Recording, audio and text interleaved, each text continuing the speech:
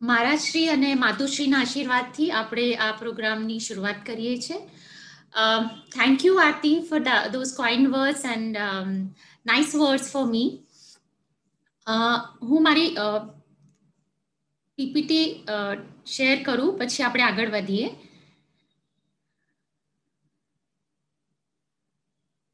આરતી, જે તમે અમુક જે પ્રશ્ન મૂક્યા છે એ અત્યારના કાળમાં સાચે બહુ જ અગત્યના છે.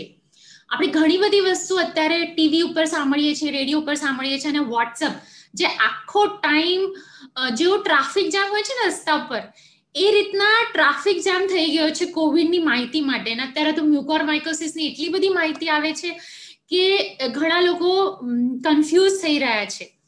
તો હું એ પ્રયત્ન કરવાની છું અહીંયા કે સાદા સાદા જે પ્રશ્ન છે એમના ઉત્તરો હું આપવાની કોશિશ કરીશ. એના છતાં પણ તમને એવું હોય, કોઈ પ્રશ્ન હોય, તો તમે ચેટ બોક્સમાં મૂકો, કાં તો પછી આપણે છેલ્લે પ્રશ્નના ઉત્તર એ લઈશું જ. તમારી જે ઓર્ગેનાઇઝિંગ ટીમ છે એમને હું ખૂબ ખૂબ થેન્ક યુ કહેવા માંગુ છું કે મને આ બધા લેડીઝ સાથે આજે મને આ એક મોકો મળ્યો છે કે જેમાં હું ઘણા બધા પ્રશ્નના ઉત્તર આપી શકીશ અને સાચી માહિતી બધા લેશે. હું ટ્રાય કરું છું ફરીથી કે શેર થાય screen. Okay, I think can I see my screen, Aarti and Priyanka? Yeah, absolutely. Okay. Yes.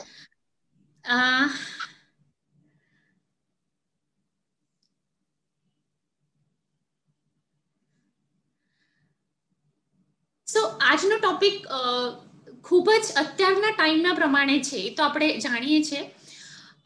અત્યારના કોવિડમાં ઇન્ફેક્શન થાય તો શું કરવાનું છે, પ્રિકોશન્સ ને બધું એમાં આવી જશે. ટ્રીટમેન્ટમાં શું છે, શું સાચી ટ્રીટમેન્ટ છે, અને વેક્સિનેશન માટે શું કરવાનું છે. વેક્સિનેશન અત્યારે બહુ જ ઇમ્પોર્ટન્ટ છે, જેની માટે મેં થોડો વધારે ટાઈમ લીધો છે. પહેલા આપણે જાણીએ કે આ મહામારી એટલે શું, જેને ઇંગ્લિશમાં આપણે પેન્ડેમિક કહીએ છીએ. આ પહેલી વાર નથી થયું, આ ઘણી વાર થયું છે, પહેલા પણ થયું છે. 541 થી લઈને 542 પ્લેગ થયો હતો તે વખતે. 1300 સદીમાં 4 વર્ષ માટે બ્લેક ડેથ નામની બીમારી હતી. પછી 1923 સુધી અરાઉન્ડ 25 વર્ષ સુધી કોલેરા નામની બીમારી રહી છે. પછી સ્પેનિશ ફ્લૂ આવ્યો તો 1918 થી લઈને 1920. અગર આપણે એમ કેલ્ક્યુલેટ કરીએ તો અત્યારે ઓલમોસ્ટ 100 વર્ષ પહેલાની વાત છે. પછી એના પછી એશિયન ફ્લૂ આવ્યો છે, હોંગકોંગ ફ્લૂ આવ્યો છે. સ્વાઇન ફ્લૂ માટે તો આપણે ઘણાએ સાંભળ્યું પણ હશે. અમે જ્યારે હું રેસિડેન્સી કરતી હતી તે વખતે એવું હતું કે આ બહુ વધશે, બહુ પ્રોબ્લેમ કરશે, પણ એવું ન થયું. અને અત્યારે આપણને ખ્યાલ છે કે આપણે કોરોનાના પેન્ડેમિકમાં છીએ અને આ બીજી વેવના થ્રુ આપણે જઈ રહ્યા છીએ. ઇન્ફેક્શન કેવી રીતના થાય છે સૌને ખ્યાલ છે, હું એના ડિટેલમાં નથી જતી. તો કેવા પ્રકારની બીમારી થાય છે, કોઈકને કશું થાય બી નહીં, કોઈકને થોડાક સિમ્ટમ થશે. તો આ બીમારીને આપણે ICMR, જે આપણું રિસર્ચ ઇન્ડિયાનું છે, એ આપણે એક રિસર્ચ સેલ કહીએ, એ લોકો અમને ગાઈડલાઇન્સ મોકલતા હોય. એ લોકો કેવી રીતના ડિવિઝન થાય ડિસીઝનું, કેવી રીતના ટ્રીટમેન્ટ અપાય, એ બધાનો જે અમે લોકો ફોલો કરતા હોઈએ. તો મેં એકદમ સિમ્પલ વેમાં મેં અહીંયા મૂક્યું છે. કાં તો માઇલ્ડ ડિસીઝ હોય, કાં તો મોડરેટ ડિસીઝ હોય, કાં તો સિવિયર ડિસીઝ હોય. ઓકે, તો માઇલ્ડ ડિસીઝ એટલે શું? આ જે પેશન્ટો હોય એમને તાવ આવે, થોડુંક અહીંયા ગળામાં કોઈ તકલીફ થાય, ખાંસી આવે, શ્વાસ ચડી શકે, કોઈકને વીકનેસ બહુ જ કોમન સિમ્ટમ છે. ગળામાં દુખાવ, થોડું શરદી જેવું લાગવું, કદાચ પાણી આવું ન આવું, અને મસલ પેઇન એ બહુ જ કોમનલી જોવામાં આવે છે. સિવિયર ડિસીઝ અને મોડરેટ ડિસીઝ જ્યારે થાય ને તો ફેફસું ઇન્વોલ્વ થાય છે, એટલે આપણા લંગ્સ ઇન્વોલ્વ થાય છે. તો સાદી ભાષામાં અમે જ્યારે કહીએ કે પેશન્ટને દાખલ કરવાની ક્યારે જરૂર છે અને ઘરે ટ્રીટમેન્ટ ક્યારે આપવાની જરૂર છે, તો જસ્ટ હું અહીંયા તમને કહેવા માંગીશ કે અગર તાવ 3-4 દિવસ કરતા બહુ જ વધારે છે તો ડોક્ટર જોડે વાત કરીને એડમિશનનું ડિસિઝન લો. અગર ઓક્સિજન લેવલ 94 કરતા ઓછું છે તો પહેલા એડમિશન માટે વિચારો. અગર ઉંમર વધારે છે અને બહુ બધી બીમારીઓ છે સાથે, એ લોકોએ પહેલા એડમિટ થવાનું છે.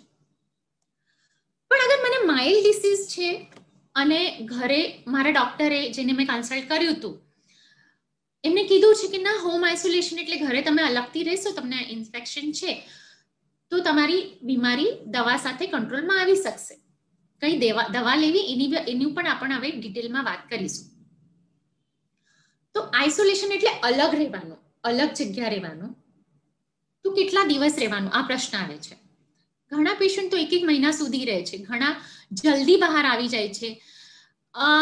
ઘણું બધું ક્લિયર નથી એકચ્યુઅલી. તો અહીંયા એક મેં આ બતાવ્યું છે પિક્ચર, જેમાં આપણે કોઈકથી જ્યારે ઇન્ફેક્શન લઈએ ત્યારે અમુક દિવસો માટે, જો કે 4 થી 6 દિવસ માટે આપણા અંદર ઇન્ફેક્શન રહે, તો એનો પાછલો જે ભાગ છે 2-3 દિવસનો, ત્યારે આપણે બીજાને ઇન્ફેક્શન આપી શકીશું.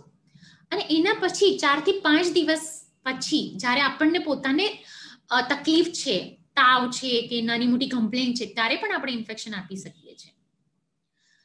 તો ટોટલ મારે આઇસોલેશનમાં કેટલા દિવસ રહેવું એનું હું પહેલા અહીંયા જવાબ આપીશ. મારી કમ્પ્લેન્સ 3 દિવસથી બંધ થઈ ગઈ છે અને મને 10 દિવસ કરતા ઉપર થયા છે, તો મારું આઇસોલેશન પતી શકેલું છે. આ સિમ્પલ એનો જવાબ છે. 20-25 દિવસ એવું જરૂરી નથી, કેમ કે આપણા બોડીમાં જે વાયરસ છે એ 9 દિવસ સુધી રિએક્ટિવેટ થયા કરે. ઓકે, તો આ થયું કેટલા દિવસ અંદર રહેવાનું છે એની માટે. પછી અગર હું સમજો મારા ફેમિલીમાં 4 થી 5 લોકો છે, સપોઝ 5 લોકો છે ને મને એકલાને ઇન્ફેક્શન થયું છે, તો તમે પોતાને એવા રૂમમાં રાખો જ્યાં અટેચ વોશરૂમ ને બધું છે અને તમે અલગથી રહો. ખાવા પીવાનું જે તમને બહારથી અંદર આપશે તમે એને અંદર લો. એવા વખતે વસ્તુ અંદર લો જ્યારે તમારા સંપર્કમાં લોકો નથી. ઠીક છે. અગર આવી વ્યવસ્થા નથી તો ઘણીવાર આઇસોલેશન સેન્ટર્સ ને બધું હોય છે. પછી how to isolate myself if I M alone, એનું મેં જવાબ આપ્યું છે. હવે ઘણી આપણી મહિલાઓ આપણી સાથે છે, સૌથી અગત્યની વસ્તુ છે, નાના છોકરાઓ હોય છે ત્યારે એમને દૂધ પીવડાવવું કે નહીં એ બહુ જ મોટો પ્રશ્ન છે. મને ઘણીવાર રાતના પણ ફોન આવે છે કે મારું નાનું બેબી છે, હવે હું બ્રેસ્ટ ફીડિંગ એને દૂધ પીવડાવું છું, તો હવે એને ક્યાં મૂકી આવો. પહેલા તો હું કહું કે બેબીને કશે ના મૂકી આવો. કેમ કે આપણે અગર આ વાળું વસ્તુ જોઈએ, જ્યાં આપણે કીધું છે બેબી ઇન્ફેક્ટેડ હશે, આપણી સાથે રહ્યું છે, આ જો સ્ટાર્ટિંગના પીરિયડ છે, અગર એને ઇન્ફેક્શન હશે તો આપણે જે આપણા સગાવાલા છે એમને ઇન્ફેક્શનનું સોર્સ મોકલી રહ્યા છીએ અને એ પણ મોટા લોકો જ હશે જે બેબીની ધ્યાન રાખશે. તો એવું ના કરતા. એના પછીના પીરિયડમાં બી એ તમારી સાથે છે અને એના પછી એને ઇન્ફેક્શન થવાનું છે, તો એ ખાસો ટાઈમ સુધી બીજા પાસે છે. બેબી તમારી સાથે રાખો. અગર ફેમિલી મેમ્બર્સ છે, તમે એકલા ઇન્ફેક્ટેડ છો અને બેબી રહી શકે એવું છે ફેમિલી એ જ ઘરમાં, તો અલગ વસ્તુ છે. પછી બીજો સવાલ એ આવે છે કે મારે એને દૂધ પીવડાવો કે નહીં. તમે દૂધ પીવડાવી શકો છો પ્રિકોશન લઈને, માસ્ક પહેરીને. બેબી અગર અહીંયા દૂધ પી રહ્યું છે, સપોઝ આ સાઈડમાં છે, તો આપણે આ પોઝિશન અગર મેન્ટેન કરીએ તો એટલું ટ્રાન્સમિશન વિથ માસ્ક ઓછું થઈ શકશે. આ એક કરાશે. દૂધમાંથી બેબીને ઇન્ફેક્શન થવાના ચાન્સીસ WHO કે જેટલા સ્ટડીઝ થયા છે એ ના પાડે છે, ચાન્સીસ ઓછા છે અત્યાર સુધીના સ્ટડીઝમાં. Who will do cooking. હવે આ કુકિંગનો સવાલ આવે છે. ઘણા શું કરે છે કે ખાવાનું બહારથી આવી જાય છે. એ ડિપેન્ડ કરે છે કે અગર ઘરમાં બધા જ એના ઇન્ફેક્ટેડ છે અને એકબીજાને હેલ્પ કરી શકે છે તો તમે ઘરે મેનેજ કરી શકો છો. અગર એવી પરિસ્થિતિ છે કે ના બહુ ફીવર છે, બહુ વીકનેસ છે, એવું બધું છે, તો તમે અધર ફેમિલી મેમ્બર્સ કે તમારા સગાઓ છે એમની પાસેથી ટિફિન મંગાવી શકો છો. ફરીથી આ રિવાઇઝ કરું છું. આઇસોલેશન એટલે અલગ કેટલા દિવસ માટે રહેવાનું છે. At least 10 days since the symptoms first appear. પહેલી વાર સિમ્ટમ સપોઝ મને 1 તારીખે આવ્યું છે તો 10મી તારીખ સુધી તો મારે અંદર રહેવાનું જ છે. પ્લસ આ 10મી તારીખે એવો દિવસ હોવો જોઈએ કે 2 થી 3 દિવસથી મને કોઈ સિમ્ટમ ના આવવા જોઈએ, તો ફ્રીલી હું મિક્સ થઈ શકીશ. At least 24 hours with no fever. Okay, આ થયું આઇસોલેશનનું. આ થયું બ્રેસ્ટ ફીડિંગ માટેનું, કેવી રીતના ખાવા પીવાની ને બધી બાબતો. એ which investigations to be done for mild disease?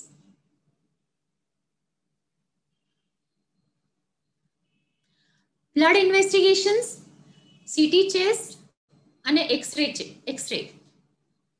આમાંથી શું કરવું જોઈએ?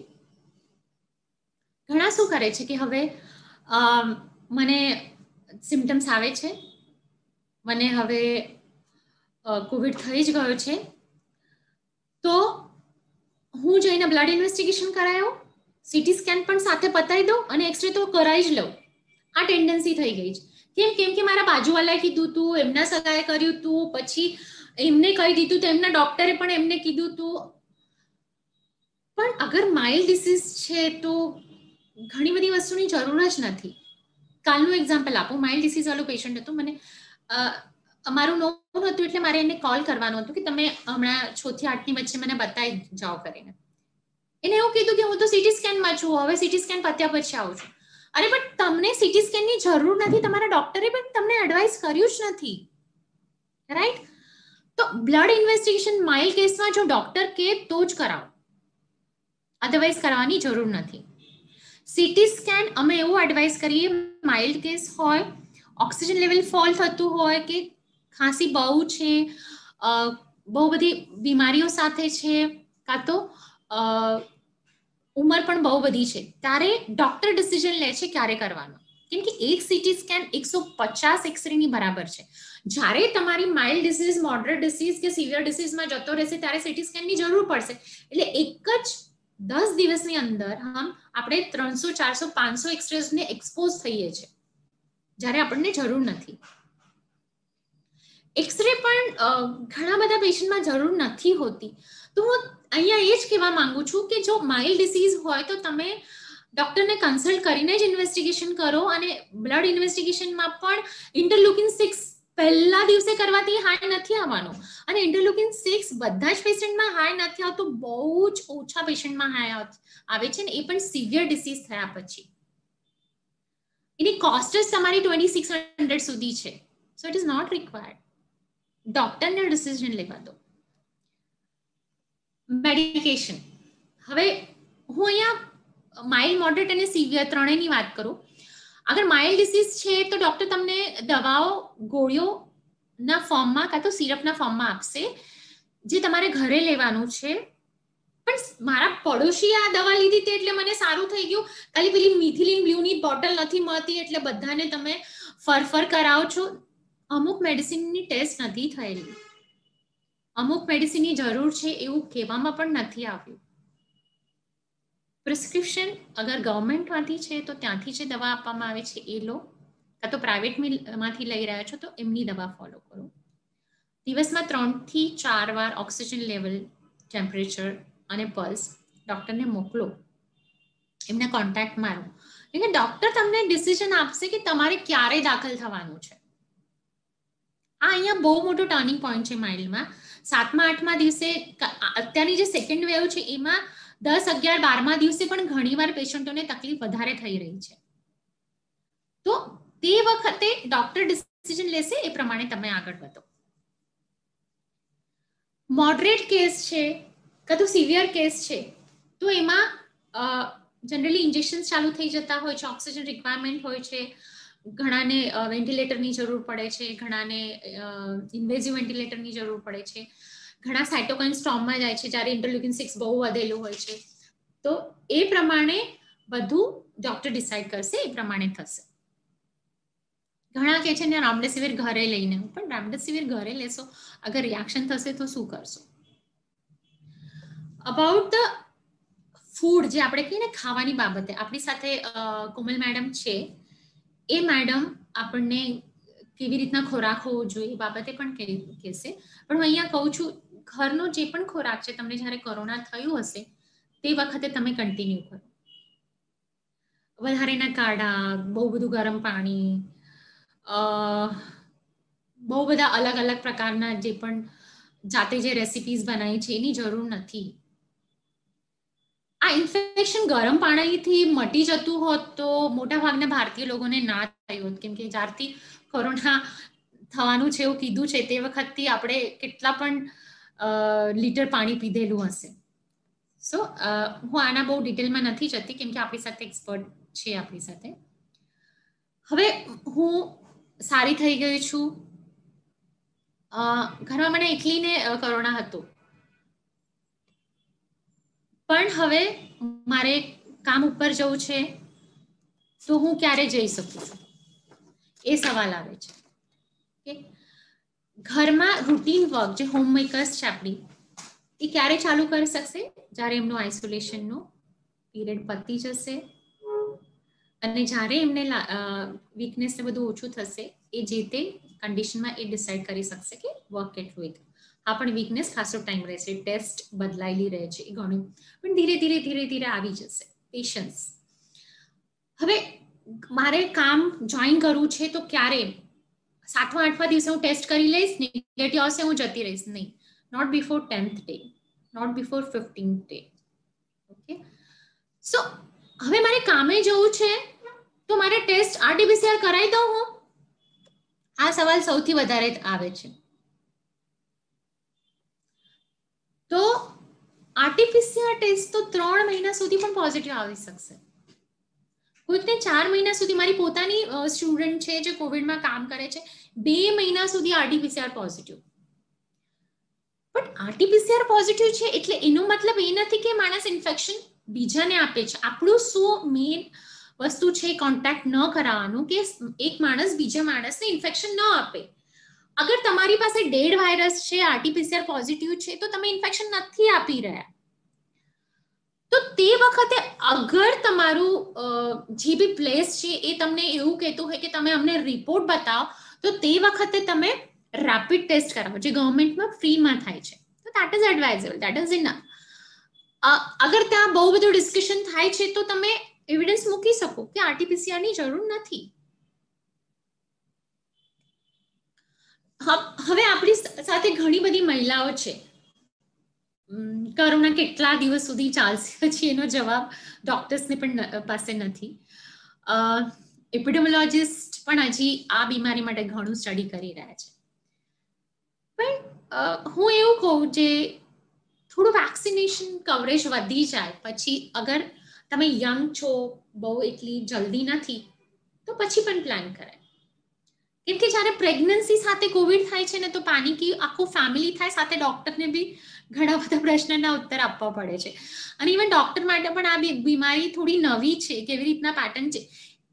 પહેલી વેવ અને બીજી વેવમાં પણ બહુ જ તફાવત છે, ટ્રીટમેન્ટ પેટર્ન બી અલગ છે, ઘણું બધું અલગ છે. તો આગળ જરૂર નથી, બહુ એજ નથી થઈ, ઘરેથી એટલું પ્રેશર નથી, તો ઓકે, પછીથી પ્લાન કરીશ. હા, હવે સૌથી important vaccination.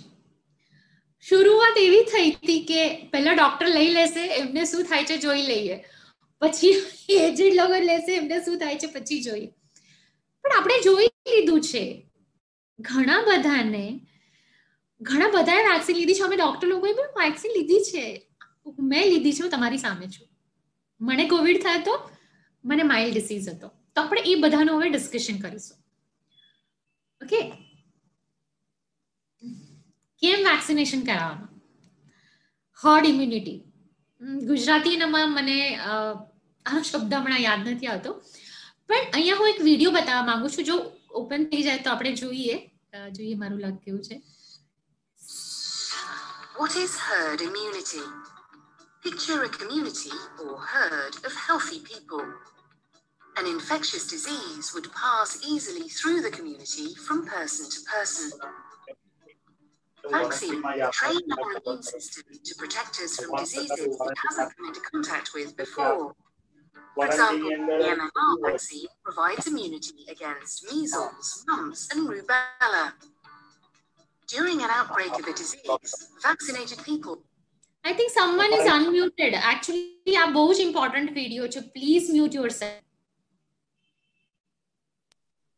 Will remain healthy. As they won't become infected, they won't pass the disease on. When most of the community is vaccinated, it makes it difficult for the disease to spread within the community. This is called herd immunity. If more people within the community remain unvaccinated, herd immunity can break down, allowing the disease to spread more easily. Herd immunity is especially important for individuals in the community who can't be vaccinated.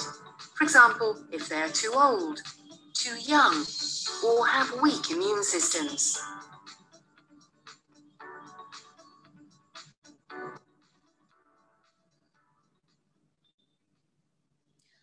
હું just આનું repetition કરવા માંગીશ. આપણી જે બહેનો છે કદાચ થોડુંક આમાં ઇંગ્લિશ વધારે હોય તો.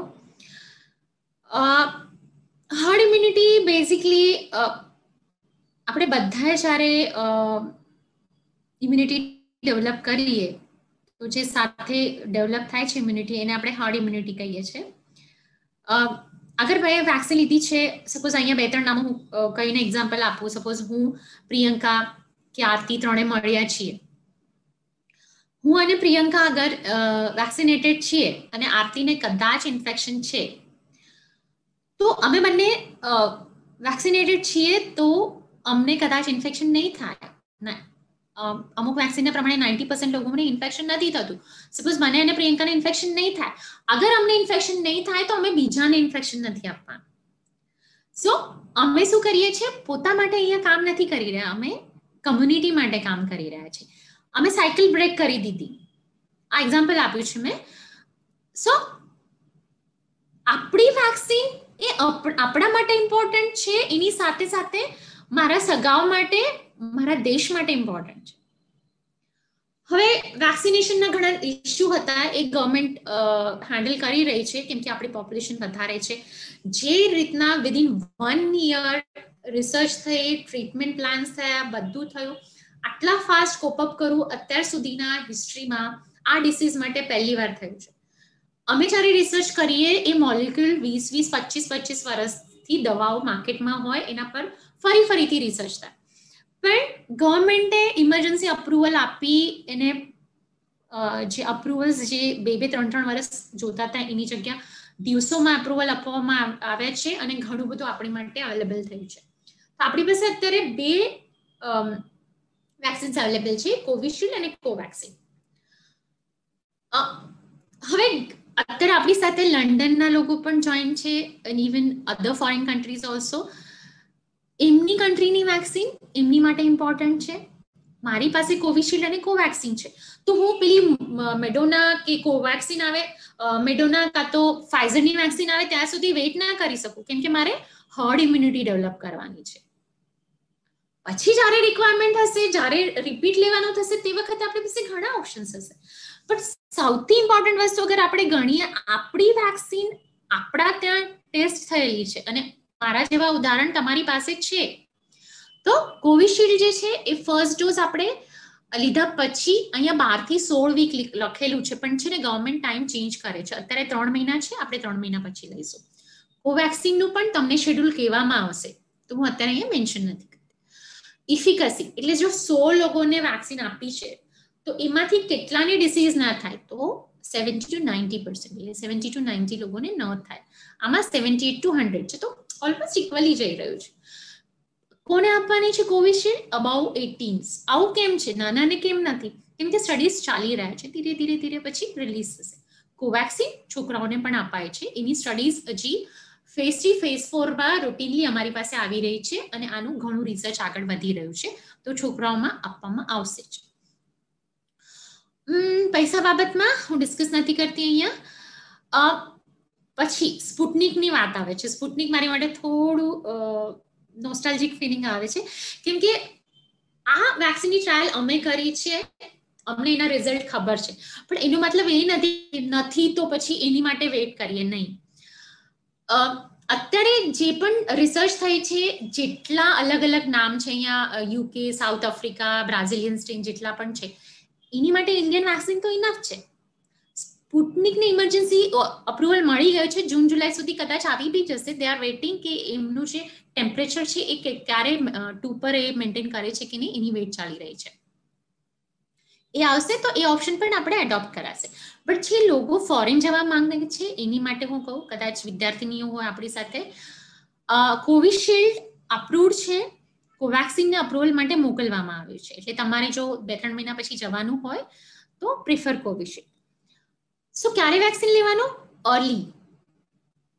ઓકે, જ્યારે મેં કીધું ને કે આપણી વેક્સિન, પેલી એડ આવે છે ને, ભારતીય વેક્સિન પે પૂરા ભરોસા રાખીએ, તો અમે ભરોસા રાખીએ છીએ કેમ કે અમે ફર્સ્ટ અને સેકન્ડ વેવમાં જે તફાવત જોઈ છે એની વાત કરીએ. સેકન્ડ વેવમાં 45 કરતા અપવાળા લોકો ઓછા હતા. સિવિયરિટી ડિસીઝ 45 કરતા ઓછા લોકોની વધારે હતી, એટલે એમને થોડા વધારે પ્રમાણમાં બીમારી થઈ છે. વેક્સિનેટેડ લોકોને થઈ છે પણ એ કોમ્પ્લિકેટેડ નથી થયું, માઇલ્ડમાં પતી ગયું છે, એ બધું બી છે. સો 0.03% અને 0.04% પોઝિટિવિટી છે. એટલે આ રિઝલ્ટ આપણો છે, આપણા ભારતીય વેક્સિનનો છે, તો આપણે ટોટલી એના પર વિશ્વાસ રાખવો જ જોઈએ. તો કોને લેવાની છે? અબવ 18. પછી મને પ્રેગ્નન્સી છે તો મારી ઇમ્યુનિટી ઓછી છે તો મારે વેક્સિન લેવાની કે નહીં લેવાની? બાળકને દૂધ પીવડાવો છું તો શું કરવાનું? બધાએ વેક્સિન લેવાની છે. રિસર્ચ ઇનફ થઈ ગઈ છે. ફોરેન કન્ટ્રીઝમાં, ઇન્ડિયામાં વેક્સિન લઈ શકાશે. હવે આ પ્રશ્ન ટોટલી અત્યારે આ લેક્ચરના પહેલા પણ મને પૂછવામાં આવ્યો હતો, 2-3 જણાએ ફોન કરીને પૂછ્યું. કન્ડિશન એ છે કે મને કોવિડ થયું છે અત્યારે આજે, તો મારે વેક્સિન ક્યારે લેવાની? 3 મહિના પછી. COVID patients who had been given monoclonal antibodies and covalescent plasma. મને ખબર છે કે હવે પ્લાઝમા નથી આપતા, બટ જે જૂના પેશન્ટ હશે એમને અપાયું હશે તો એમને ક્યારે વેક્સિન લેવાની? 3 મહિના પછી જ લો. મેં ફર્સ્ટ ડોઝ એપ્રિલમાં લીધો તો વેક્સિનનો, મને મેમાં કોવિડ થયું છે તો સેકન્ડ ડોઝ ક્યારે લઈશ? 3 મહિના પછી. સો ઇટ્સ વેરી સિમ્પલ, 3 મહિના. ઓકે, કેમ કે મારી પાસે મારી ઇમ્યુનિટી છે. એક તો વેક્સિન આપી હતી, પછી ઇન્ફેક્શન થયું તો મારી પાસે એન્ટીબોડી છે, અને હવે થર્ડ ડોઝ મારા પ્રોટેક્શન માટે છે. એની અધર સિરિયસ જનરલાઇઝ, હા, અગર હોસ્પિટલાઇઝેશન ને બધું થયું છે તો થોડા દિવસ ઊભા રહો. તાવ આવે છે, થોડા દિવસ પછી લો, 4 થી 8 વીક પછી લો, જલ્દી નથી. કોને વેક્સિન લેવી છે? આટલું બધું હું વાંચવા નથી જવાની. જે મોટા ભાગના લોકોએ વેક્સિન લેવાની છે. કિડની ડિસીઝ હોય, લીવર ડિસીઝ હોય, હાર્ટ ડિસીઝ હોય, જાડા છે, બ્રેન ડિસીઝ છે, બધાએ વેક્સિન લેવાની છે. આ સ્લાઇડમાં ક્લિયર થાય છે. કોને વેક્સિન નથી લેવાની? નથી જ લેવાની એવા લોકો કોણ? જેમને સિવિયર એલર્જીક રિએક્શન થાય છે. ફોરેનના આપણી જે મહિલાઓ છે એમને આ એનાફિલેક્સિસ વર્ડ ખ્યાલ હશે. ઇન્ડિયામાં આપણે એને એલર્જીક રિએક્શન કહીએ. જેમને ક્લિયર છે કે વેક્સિન લેવાથી પહેલા થયું છે એ લોકો ના લે, કાં તો ડોક્ટરની સલાહ લે. પ્રિકોશન સાથે કોને લેવાનું છે? રિએક્શન થઈ છે પણ હેન્ડલ થઈ છે ડોક્ટરથી. પછી આવે છે ગ્રુપ. ઓકે, આ જે ગ્રુપ છે એ ગ્રુપ છે જેમને ખાવાથી એલર્જી છે, જેમને ફૂડ ખાધા પછીથી એકદમ રિએક્શન આવી જાય છે, આપણે જેને ખાવાથી એલર્જી કહીએ, કાં તો કોઈ દવા લેવાથી એલર્જી થાય છે, કાં તો પહેલા વેક્સિન લીધી હતી એનાથી થોડા ઇશ્યુઝ થયા છે, તો એ લોકોએ ડોક્ટર જોડે વાત કરવાની. વેક્સિન લેવા જાઓ ત્યારે સ્પેસિફિકલી કહેવાનું, ત્યાં હોસ્પિટલમાં વેક્સિન લેવાનું પ્રિફર કરવાનું, અડધો કલાક ત્યાં રોકાવાનું, અને એડ્રેનાલિનનું ઇન્જેક્શન જરૂર પડે તો તરત જ તમારો ટ્રેન સ્ટાફ તમને આપવાનો છે. ઓકે, તો એ રીતના આપણે લઈ શકાશે.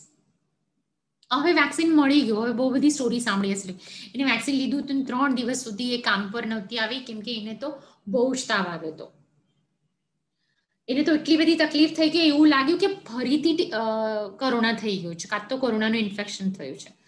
હવે સેકન્ડ વેવમાં શું થયું કે લોકો વેક્સિન લેવા ગયા અને ત્યાં જ એ લોકોને કદાચ ઇન્ફેક્શન એક્વાયર થયું છે અને પછીથી કોરોના થયું છે, કેમ કે સેકન્ડ વેવમાં એટલું રેમ્પન્ટ સ્પ્રેડ હતું, હજી પણ છે પણ એટલું નથી, એટલું રેમ્પન્ટ સ્પ્રેડ હતું કે આપણા જેટલા બી નોન હતા એમને કોરોના થતો હતો. તો it's not vaccine which is causing the disease. જે આપણું કહેવાનું છે ને કે વેક્સિને મને કોરોના કર્યું છે, એવું નથી. એ બ્રેક થ્રુ છે, એ કોઇન્સિડન્સ છે. ઓકે, આ થિંગ ક્લિયર થઈ ગઈ. હવે મને શું થઈ શકશે વેક્સિન લીધા પછી? વીકનેસ આવી શકશે, માથું દુખી શકશે, બોડી એક થઈ શકશે, તાવ આવી શકશે, એટલી ઠંડી લાગશે કે તમને ઓઢીને સૂવું પડશે, તો ઘણું બધું થશે. પણ ગભરાવાની જરૂર નથી. પહેલાથી દવાઓ ના લો, પછી દવા લો, ડોક્ટરના સલાહથી દવા લો. જ્યાં સોજો અગર આવ્યો હશે અહીંયા વેક્સિન લેવાથી, તો ત્યાં તમે આઈસ પેક લગાવી શકો છો. તાવ આવે તો પછી પેરાસિટામોલ લો, રિએક્શન જેવું લાગે તો પછી સિટ્રઝિન લો. તો એવું કરાશે. થોડી આપણી ઇમ્યુનિટી એને વાયરસનો જે બી પાર્ટ છે જે આપવામાં આવે છે વેક્સિન ટુ વેક્સિન વેરિએટ કરશે, તો એને આઈડેન્ટિફાય કરશે, ત્યાં અંદર જશે, પ્રોસેસમાં જશે, આખું પેલું કહીએ ને કે પ્રોસેસ થાય ને એન્ટીબોડી બનાવવાની પ્રોસેસમાં મદદ કરે. પાણી વ્યવસ્થિત પીજો. તો આ બધા હતા વેક્સિન રિલેટેડ વસ્તુ. હવે આઈ થિંક પ્રિયંકા, તમારી પાસે થોડા ઘણા પ્રશ્નો હોય વેક્સિન રિલેટેડ કે બીજા કોઈ, તો હું લઈ શકું છું, કાં તો ઓડિયન્સમાંથી બી કોઈને પ્રશ્ન હોય તો આપણે લઈ શકીએ છીએ. ઓડિયન્સમાંથી જો કોઈને કોઈ ક્વેશ્ચન હોય તો પ્લીઝ તમારો હેન્ડ રાઇઝ કરજો. તો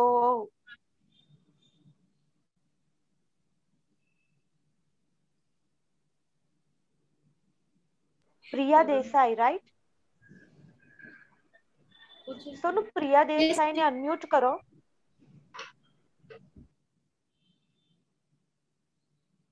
પ્રિયંકા, તમારી પાસે કદાચ લિસ્ટ પણ હતી ફ્રીક્વેન્ટલી આસ્ક ક્વેશ્ચનની, તો that also we can take once Priya asks the question. Yes. Yes. એક ક્વેશ્ચન છે કે ફર્સ્ટ વેક્સિન લીધા પછી 1 month સુધી તબિયત સારી નહોતી. બધા કહે છે ને કે 2-3 દિવસ સુધી તાવ આવે એવું, પણ ઓલમોસ્ટ 1 month સુધી તબિયત સારી નહોતી. તો હવે એમ થાય છે કે સેકન્ડ વેક્સિન લેવી જરૂરી છે કે નહીં લેશે તો ચાલશે? એકચ્યુઅલી 1 month સુધી બીમારી હતી તો એ જોવું પડશે કે એમને કોઈ બીમારી સાથે બીજી હતી કે નહીં, અને કાં તો અગર આ માર્ચ, એપ્રિલ અને મેમાં અગર ઇન્ફેક્શન વેક્સિન લીધી હશે તો એમને કદાચ કોરોના પણ થયેલો હશે સાથે, કદાચ જેની ટેસ્ટ ના થઈ હોય. પણ વેક્સિન સેકન્ડ ડોઝ તો ડેફિનેટલી લેવાનો છે, પણ એ ફર્સ્ટ ડોઝ લીધાના 3 મહિના પછી. ઓકે, તો અત્યારે ડોક્ટરને કન્સલ્ટ કર્યું અને રિપોર્ટ કાઢ્યો તો પણ એ નેગેટિવ આવ્યો હતો. ઘણાને કોરોના ટેસ્ટ નેગેટિવ પણ આવે છે, પણ અગર હવે એમની તબિયત ઠીક હોય તો 3 મહિના પછી પહેલા વેક્સિનના ડોઝ પછી એ લઈ શકે છે વેક્સિન. હા, means compulsory second dose compulsory નથી, હાર્ડ ઇમ્યુનિટી માટે, પોતાની ઇમ્યુનિટી માટે, right? Okay, thank you. Welcome.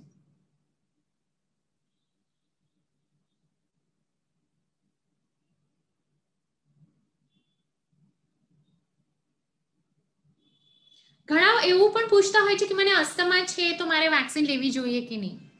અગર તમને અસ્થમા છે, તમને અગર ફૂડ એલર્જી નથી, ડ્રગ એલર્જી નથી, કાં તો પહેલા કોઈ વેક્સિન લેવાથી તમને ઇશ્યુઝ નથી થયા, કેમ કે આપણે ઘણી બધી વેક્સિન લીધી છે અત્યાર સુધી, આપણી પાસે પોતા પાસે લિસ્ટ નથી એની, તો આપણે લઈ શકાશે વેક્સિન, પણ હોસ્પિટલમાં જઈને લો.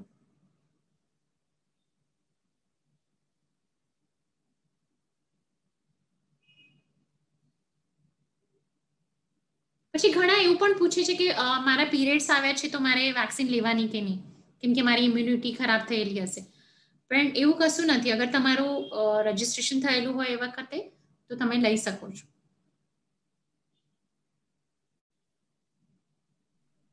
હા, બીજો એક ક્વેશ્ચન છે કે અગર ફીવર હોય તો ત્યારે વેક્સિન લેવાય કે નહીં? ફીવર તમારું મટી જાય એના 15 થી 20 દિવસ પછી તમે વેક્સિનેશન કરાવી શકો છો.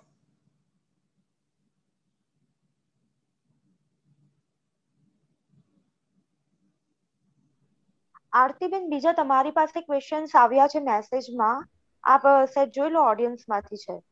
એક minute, I M trying to C. ના ના, તમને નહીં, પેલા બીજા આરતીબેન ને. અચ્છા, ઓકે.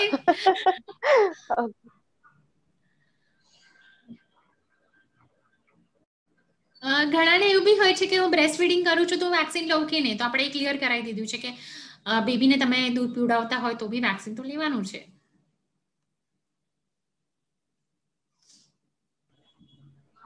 મેમ એક ક્વેશ્ચન છે કે અગર ઓલરેડી કોઈ રોગ હોય તો વેક્સિનેશન લેવું જરૂરી છે, એમ કે રોગનો ક્યોર થઈ જાય એના પછી વેક્સિનેશન લેવું? હા, કયું પ્રકારનું, જેવું કે હવે મને મલેરિયા થયું છે તો એ એક્યુટ ડિસીઝ છે, તો મલેરિયા મટી જાય પછીથી હું વેક્સિન 15-20 દિવસ પછી લઈશ. હા, મને diabetes, blood pressure, kidney disease ને એવું બધું છે તો એ મટવાનું નથી, એ ક્રોનિક ડિસીઝ છે. રાધર એવા ડિસીઝીસમાં તો મારે આજે જ અપોઇન્ટમેન્ટ લઈને કાલે વેક્સિન લઈ લેવાનું છે.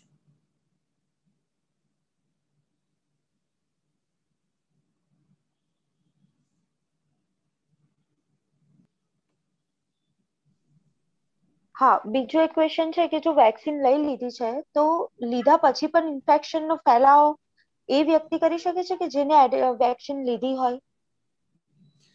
એકચ્યુઅલી આપણે વેક્સિન લઈએ છીએ ઇમ્યુનિટીને ચેન્જ કરવા માટે, પ્રતિકાર શક્તિ વધારવા માટે. વેક્સિનેશન એ પ્રતિકાર શક્તિ માટે છે. અગર મને ઇન્ફેક્શન થયું છે તો હું કોઈ બીજાને ઇન્ફેક્શન આપીશ, પણ ઇન્ફેક્શન એ લાઈવ વાયરસ એટલે જીવતો વાયરસ મને આપશે ત્યારે મને ઇન્ફેક્શન થશે, પછી હું બીજાને ઇન્ફેક્શન કરીશ. તો આ બંને બાબતો અલગ છે અને આપણે ના મિક્સ કરીએ. પણ એમાં શું થયું છે કે ઘણા પેશન્ટ જ્યારે સેકન્ડ વેવમાં ગયા હતા તે વખતે ત્યાં ઇન્ફેક્ટ થયા અને પછીથી બંને વસ્તુ સાથે થઈ, એ લોકોએ વેક્સિન બી લીધી સાથે સાથે એમને ઇન્ફેક્શન બી થયું, એટલે આ કન્ફ્યુઝન ઊભું થાય છે, પણ એવું નથી.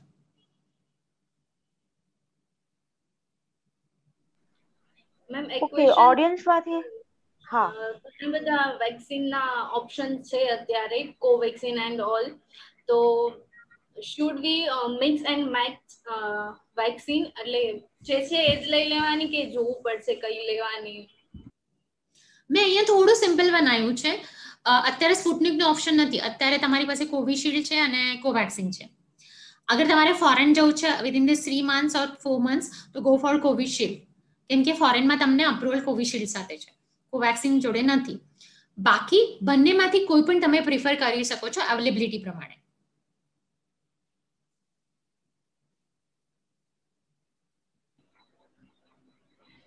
બીજા કોઈ પણ શ્રીમંતોને કોઈ ક્વેશ્ચન હોય તો પૂછી શકે છે, અધરવાઇઝ આપણે નેક્સ્ટ સેશન તરફ જઈએ.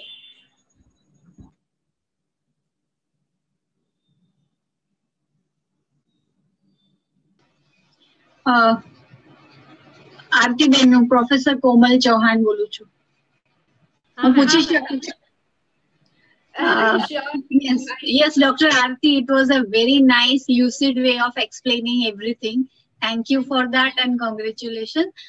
I just would like to know, and also for the benefit of the participants, ખાસ કરીને જે બાયો વેસ્ટ કહેવાય છે, as such હવે થોડું ઘટી ગયું છે, but જે ક્વોરન્ટીન પેશન્ટ્સ હોય છે એ લોકો ખાધું હોય એનું વેસ્ટ હોય એનું હેન્ડલિંગ બહુ ઇમ્પ્રોપર વેમાં કરતા હોય છે, એ અમારે બહુ ટેકલ કરવું પડ્યું હતું અને જણાવવું પડ્યું હતું. તો if you can highlight on that part. Actually જ્યાં સુધી અમે હોસ્પિટલમાં ને બધે એ કર્યું છે એ તો સેપરેટલી સેગ્રેગેટ થઈને એનું ડિસ્પોઝલ સેપરેટલી થાય છે. ઘરે મેડમ, ઘરે અગર એ ડસ્ટબિનમાં પ્રોપરલી કવર કરીને નાખ્યું છે તો I don't think as such there is an issue because everyone is wearing a mask now, તો I don't think so. Okay, fine, thank you. હા મેમ, એક ક્વેશ્ચન છે, કોરોના પછી સારું થઈ ગયા પછી શરીરમાં નબળાઈ લાગે અને બધું દુખે રાખે તો શું કરવાનું? પેશન્સ રાખો, પ્રોપર ડાયટ લો, જે ડોક્ટર કોમલ કહેશે, થોડી એક્સરસાઇઝ ચાલુ રાખો, અને જે ફિયર છે ને મગજમાં એને બાજુમાં રાખો કે આ મારી સાથે કોરોના આખા ટાઈમ સુધી ચાલશે. નહીં, એવું નથી. એક બધી બીમારીનું એક પેટર્ન છે, પણ આ વાયરસ જે છે એ થોડુંક લાંબા ટાઈમ સુધી એની ઇમ્પેક્ટ છોડીને જઈ રહ્યું છે. તો પેશન્સ ઇઝ ધ આન્સર. ધીરે ધીરે આવી જશે, નહીં વાંધો આવે. પણ એની માટે બહુ જ બધી નવી મેડિકેશન નહીં લેતા અત્યારે. જે છે રૂટીન ખાવાનું, I think doctor Komal will explain it very nicely. તો એને સ્ટીક કરો અને હળવી એક્સરસાઇઝીસ ચાલુ કરો, પછી ધીરે ધીરે વધારી દેજો.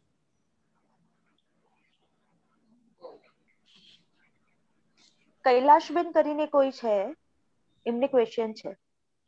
હા કૈલાશ, તમારું માઇક અનમ્યુટ કરો કૈલાસભાઈ, અનમ્યુટ કરીને બોલો, વોઇસ નથી આવતો. હા મેમ, મેં કાલે વેક્સિનેશન કરાવ્યું છે, તો મારે કેટલા દિવસ સુધી ધ્યાન રાખવાનું છે કે એનાથી મને કોઈ બીજો પ્રોબ્લેમ ના થાય?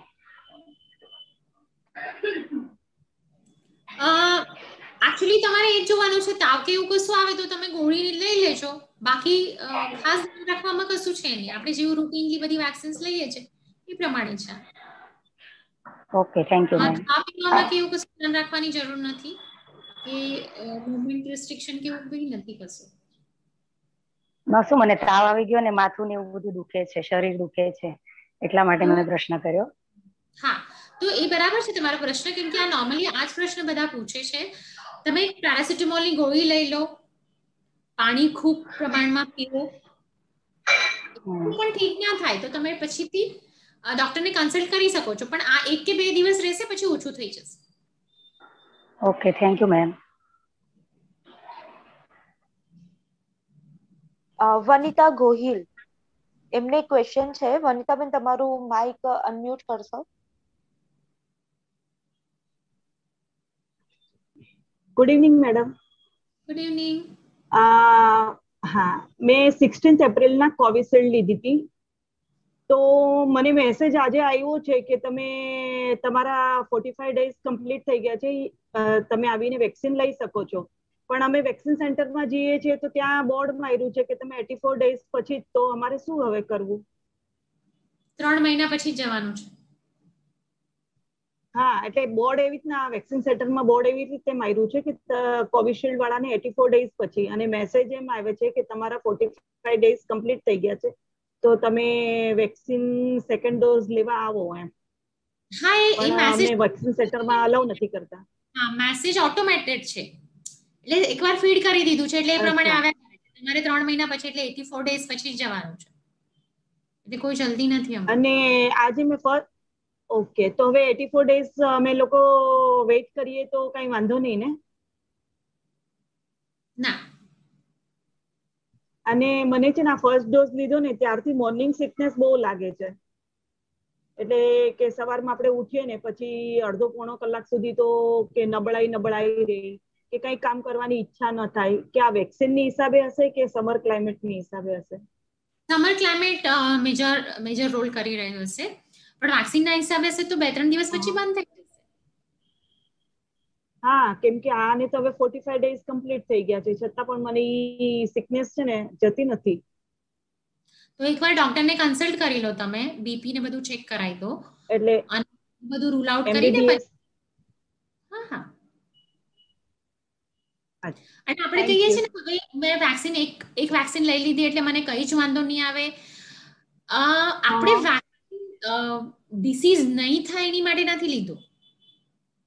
હા, આપણે વેક્સિન લીધું છે, અગર કદાચ આપણને ડિસીઝ થાય તો એ ઓછા પ્રમાણમાં તકલીફ કરે, કાં તો તકલીફ ન કરે, કાં તો હોસ્પિટલાઇઝ થવું પડે તો સિરિયસ કોમ્પ્લિકેશન ના થાય. આ વેક્સિનેશનનો મેઇન પાર્ટ છે. તો આને વેક્સિન સાથે કઈ મારે ઓલું નથી ને, મોર્નિંગ સિકનેસ નું રિલેશન? હું હું કહું કે તમે એકવાર તમારા ફેમિલી ફિઝિશિયનને બતાવો તો વધારે સારું રહે. Okay, thank you madam.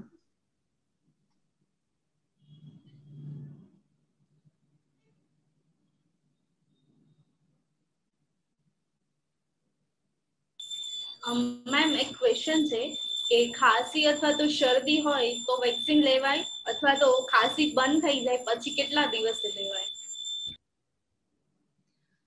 અગર અત્યારના કોરોનાના ટાઈમમાં અગર ખાંસી અને શરદી છે તો પહેલા તો કોવિડનો ટેસ્ટ કરાવો, પછીથી વેક્સિનનો વિચારીશું.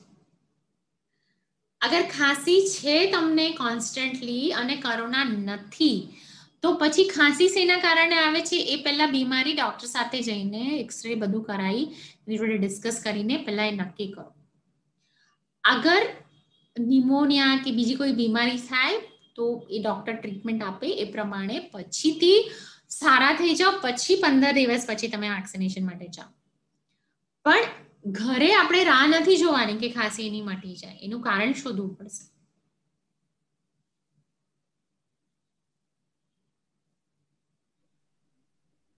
Good evening, ma'am. I have a question. Why it is necessary to take 2 doses of vaccine? Actually, first dose immunity ને એ આપે છે, બૂસ્ટ આપે છે, અને સેકન્ડ ડોઝ તમારી ઇમ્યુનિટીને પ્રોપરલી ત્યાં સુધી ડેવલપ કરે છે. Okay. This is like research thing. For this disease, આ ડિસીઝ માટે 2 વેક્સિનની જરૂર છે. તો એ એવી રીતના છે. Okay, fine. Thank you.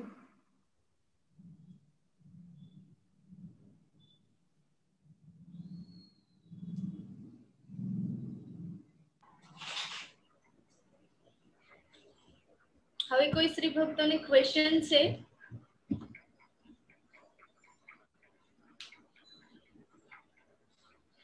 Okay, I think we all are very much clear in our head now.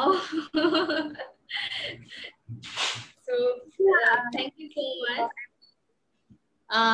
Special thanks to organizing committee and all the જેટલા મહિલાઓ ભક્ત અહીંયા છે એમને બધાને હું થેન્ક યુ કહું છું. Thank you Aarti.